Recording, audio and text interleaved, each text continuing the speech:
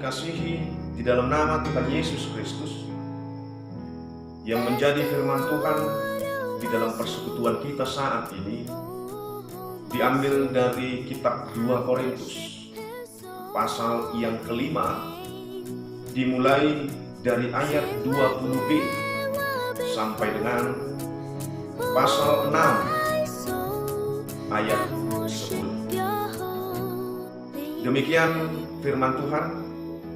Marilah kita mendengarkan dan mengikuti di dalam hati kita masing-masing. Dalam nama Kristus, kami meminta kepadamu, berilah dirimu didamaikan dengan Allah. Dia yang tidak mengenal dosa telah dibuatnya menjadi dosa karena kita, supaya dalam Dia kita dibenarkan oleh Allah. Sebagai teman-teman sekerja, kami menasihatkan kamu, supaya kamu jangan membuat menjadi sia-sia kasih karunia Allah yang telah kamu terima. Sebab Allah berfirman, pada waktu aku berkenan, aku akan mendengarkan engkau, dan pada hari aku menyelamatkan, aku akan menolong engkau. Sesungguhnya, waktu ini adalah waktu perkenaan itu. Sesungguhnya hari ini adalah hari penyelamatan itu. Dalam hal apapun kami tidak memberi, sebab orang tersandung, supaya pelayanan kami jangan sampai dicela. Sebaliknya, dalam segala hal kami menunjukkan bahwa kami adalah pelayan Allah, yaitu dalam menahan dengan penuh kesabaran dalam penderitaan, kesesakan dan kesukaran, dalam menanggung dera, dalam penjara dan kerusuhan, dalam berjeripayah, dalam berjaga-jaga dan berpuasa, dalam kemurnian hati, pengetahuan, kesabaran, dan kemurahan hati, dalam Roh Kudus dan kasih yang tidak munafik, dalam pemberitaan kebenaran dan kekuasaan Allah, dengan menggunakan senjata-senjata keadilan untuk menyerang ataupun untuk membela ketika dihormati dan ketika dihina,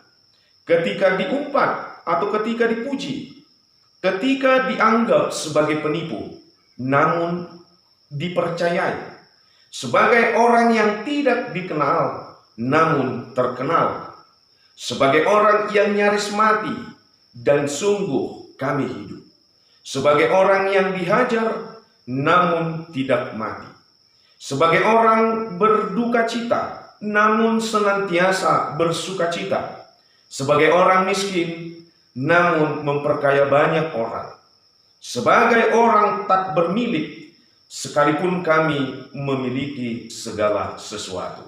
Demikian firman Tuhan. Mungkin tidak asing bagi kita, Bapak Ibu, saudara-saudari yang dikasihi dalam nama Tuhan Yesus Kristus, nyanyian kita yang mengatakan hidup ini adalah melayani Tuhan. Yang begitu tenar saat ini, hidup ini adalah pelayanan. Hidup ini hanya melayani Tuhan.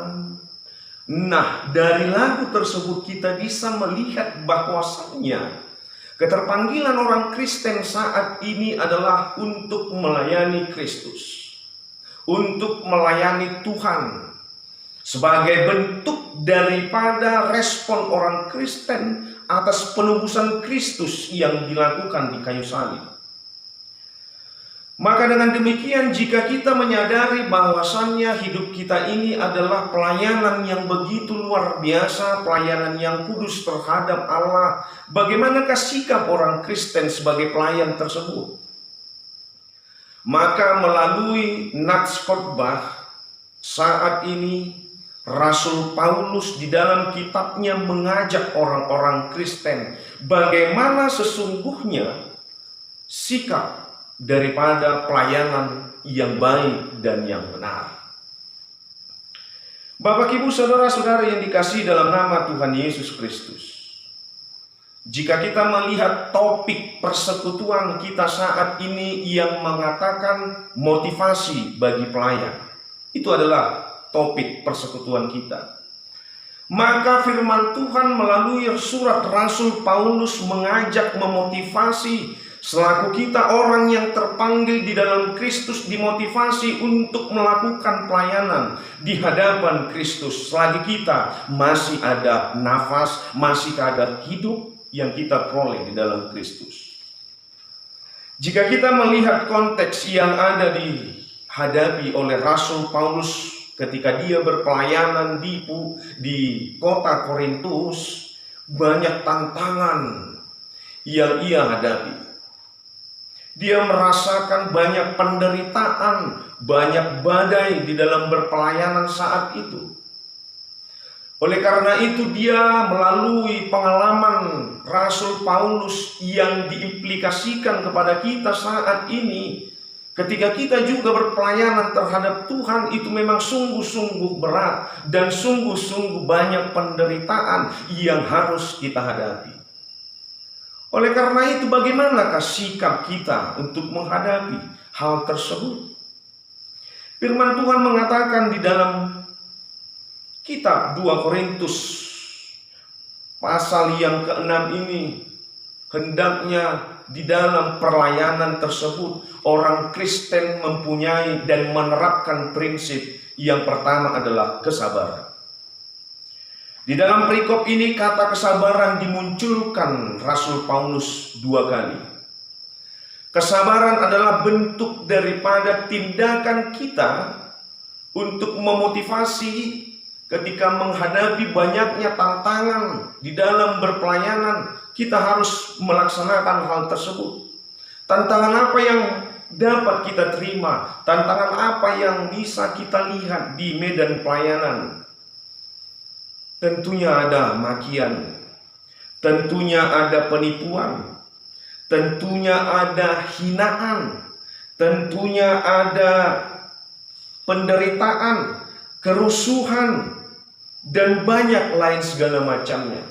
Demikian juga Paulus menghadapi hal tersebut.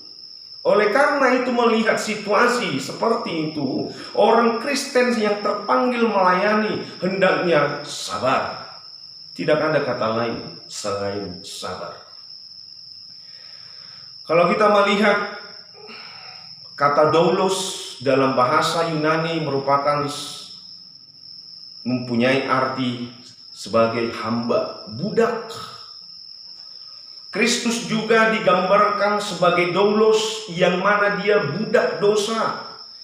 Kristus digambarkan sebagai budak orang-orang Kristen. Keterbudakan Yesus terlihat di mana ia rela mau melayani dan pengorbanannya di kayu salib. Penderitaan yang dia hadapi itu adalah merupakan bentuk pelayanan Yesus yang diwujud nyatakan sebagai budak.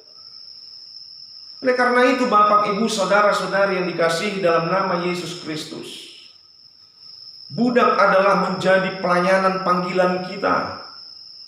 Maka dengan demikian doulos, kita sebagai doulos, sebagai hamba, sebagai budak, budak di dalam melayani, budak di dalam perpelayanan terhadap Yesus Kristus, hendaknya memberikan pelayanan yang penuh dengan ketegaran.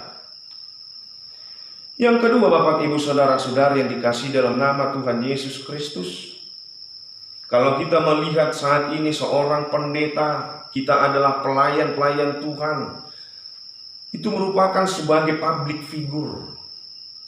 Keterpanggilan kita adalah merupakan sebagai public figure yang mana semua CCTV dunia, CCTV kacamata jemaat, CCTV daripada lingkungan-lingkungan kita menyoroti kita sebagai public figure. Artinya sekali kita melakukan kesalahan, wah itu bisa menjadi tergebu-gebu, menjadi sorotan yang begitu luar biasa.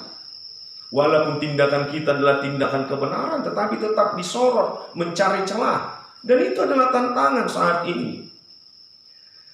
Dan jika kita bisa melihat Bapak Ibu Saudara-saudari, ketika ketegasan, keadilan kita terapkan di dalam pelayanan kita, itu adalah merupakan suatu sorotan juga.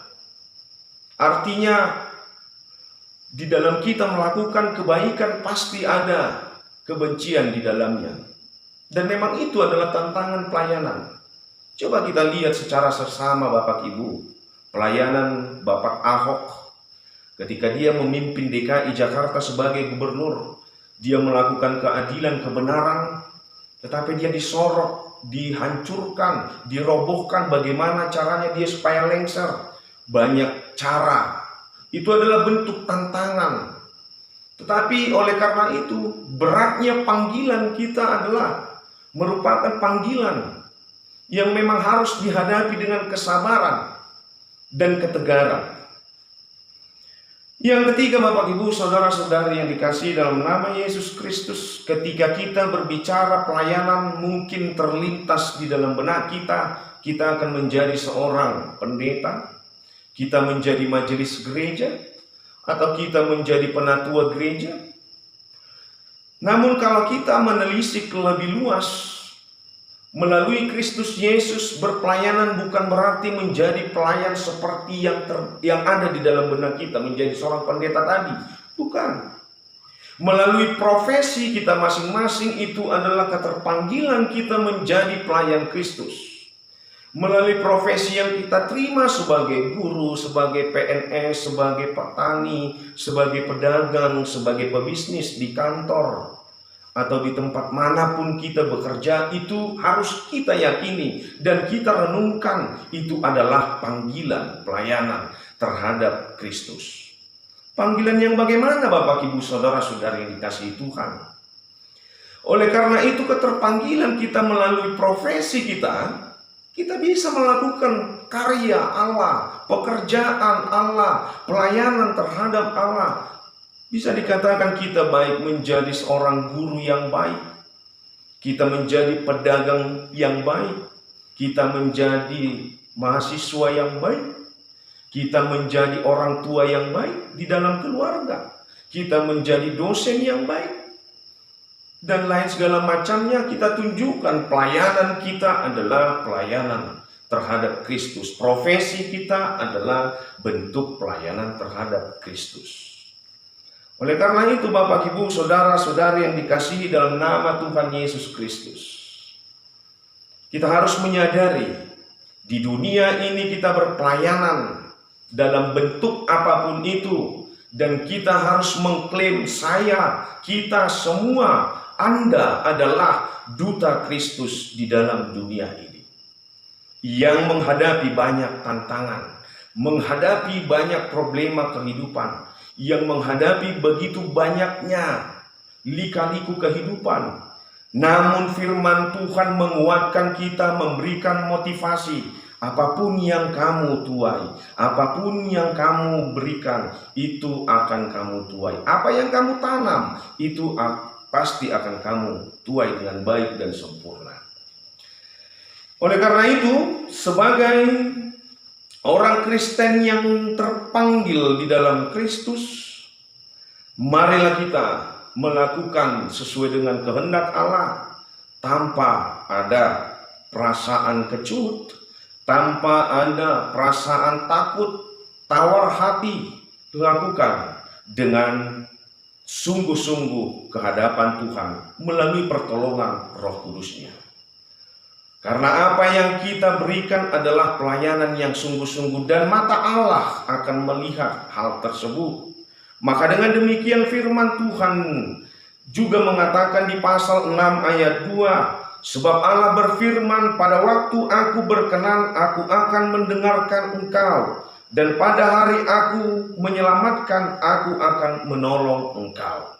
Itu adalah prinsip daripada pelayanan kita. Tuhan akan menolong ketika kita berpelayanan dengan baik melalui profesi yang kita terima, melalui pekerjaan yang kita terima masing-masing. Sadarilah itu adalah pelayanan. Jadilah duta Kristus yang baik dan benar. Amin.